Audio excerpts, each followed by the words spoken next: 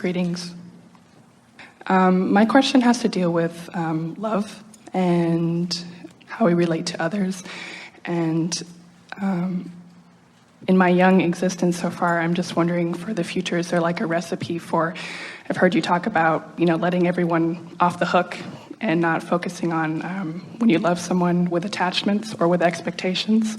And also, I've seen a lot of suffering, like with marriages with people older than me. And is it because it seems so binding and not really real giving the person freedom that they need to be who they are?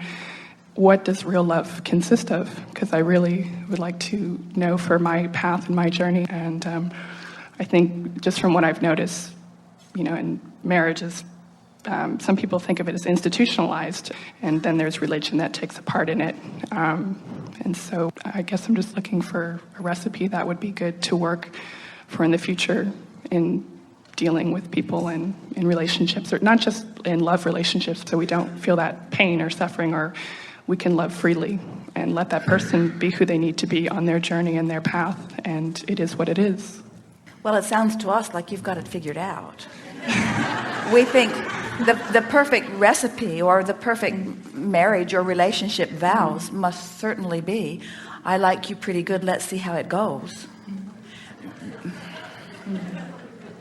You've touched on several things here. There were several things that sort of lit up around the room as you were speaking here.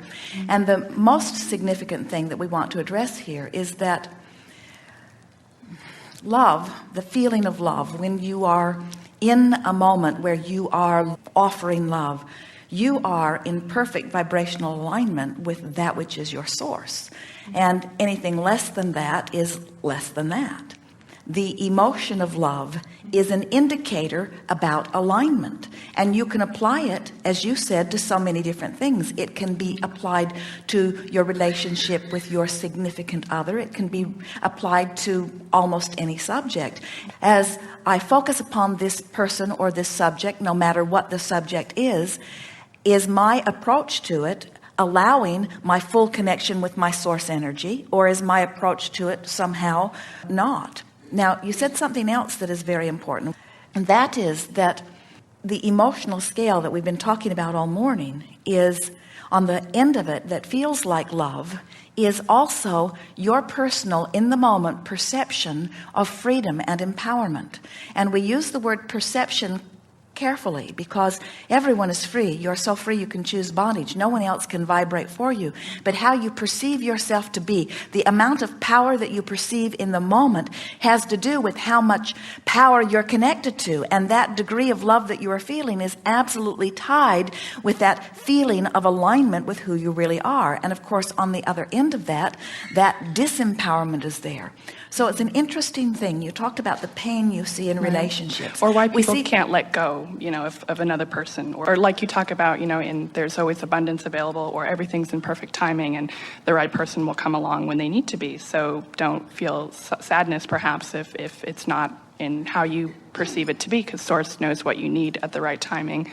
So I guess why is there that wanting to cling or wanting to hold on and to... The reason that wanting to cling or hold on is so prevalent is because the person who is now clinging was not in touch with their own emotions to begin with. In other words, that is usually the ending of this kind of scenario. So I'm in my physical body and I want to feel good. And I haven't yet figured it out that I can focus myself into feeling good. I'm still, like so many people, looking at that and feeling good and looking at that and feeling bad. And so believing that if more things were like that, I'd feel better. And if fewer things were like that, I'd feel better.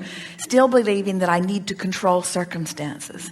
So I come together with someone, and in most relationships, especially in the beginning, because you don't know so much about me and I don't know so much about you, and we're both hoping for what we each want. So both of us are more in a place of alignment in the beginning of a relationship, because we're looking positively, expectantly at one another. And in doing so, we're finding the best in each other. And in looking for the best in each other, we are, without maybe even knowing it, aligning with Source, who always looks for the best in each other. We're aligning with that broader non-physical part of ourselves.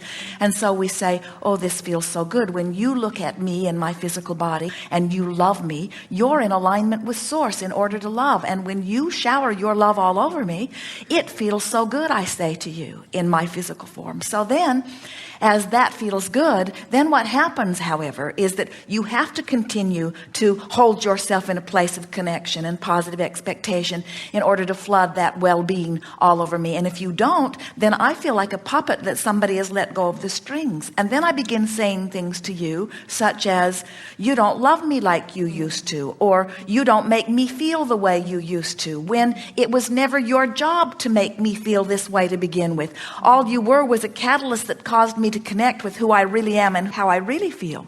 So the clinging or hanging on that you're talking about is where I now remember that you did make me feel good, and I'm hanging on to that dream, and I'm hanging on to that vision. And the closest thing that I associate to feeling the way I always wanted to feel was that brief time when I felt that way with you. So I'm holding on to you. And we want you to get so consciously aware that the way you feel is about what you're focused upon, and that the way you feel is about your amount of alignment with who you are or misalignments, allowing of who you are or resisting of who you really are. And when you get that and you further understand that you can, with deliberate thought, while we acknowledge you can't do it all at once, you can do it incrementally. As you acknowledge that you can close that gap between where you are and where you want to be, or who you are and who you really are, then you're not holding other people in that impossible position of having to perform in a way so that you can feel better. When you say to someone, I need you to be different so that I can feel better, you have no power. That's the pain of relationships. It's expecting the impossible. It's giving someone else the power to do something that nobody else can do.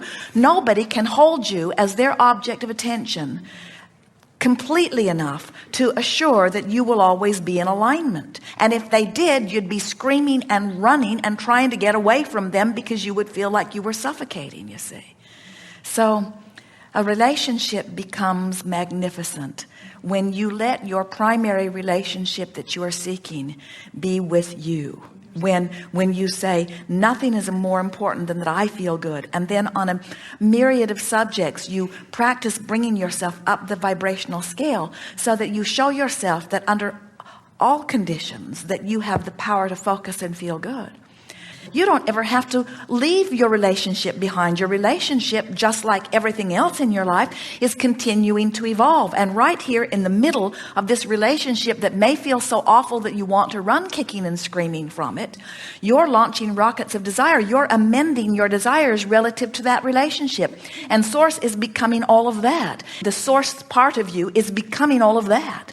And if you could find, through reaching for thoughts that feel better, in other words, finding thoughts that give you relief, if you could come into vibrational alignment with that, you could live inside of an eternally evolving relationship that would continue to be as fresh and new as you are.